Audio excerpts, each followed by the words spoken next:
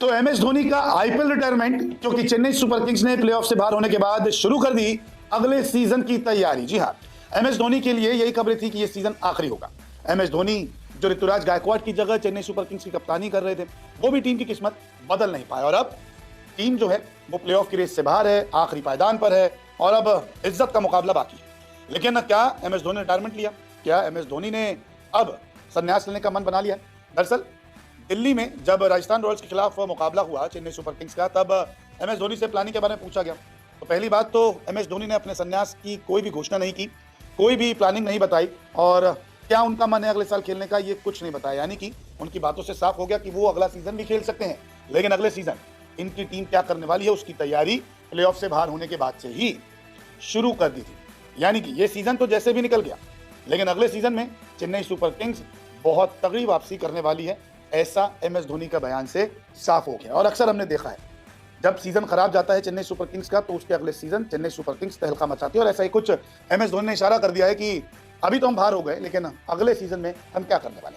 दरअसल मैच से पहले टॉस के वक्त जब पूछा गया एम एस धोनी से, तो उन्होंने सीधा कहा, मुझे लगता है कि हमने प्रतिक्रिया पहले से शुरू कर दी है।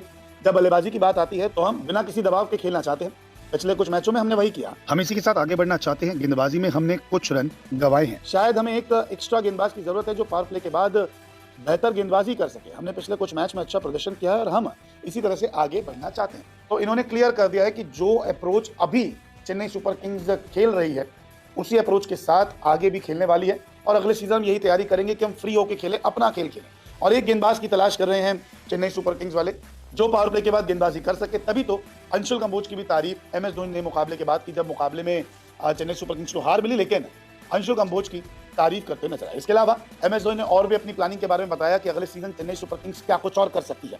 जैसे कि उन्होंने कहा कि जब हम टूर्नामेंट से बाहर हो गए थे तब हमें अपने खामियों का जवाब तलाशना था। ये सही संयोजन बनाने और उस खिलाड़ी को प्लेइंग 11 में शामिल करने के बारे में है जिसे आप नीलामी में हासिल कर सकते हैं। सीजन की शुरुआत में हमें बल्लेबाजी विभाग में संघर्ष करना पड़ा था, हमने इसमें सुधार किया। ये आगे बढ़कर अपनी जगह पक्की करने के बारे में है।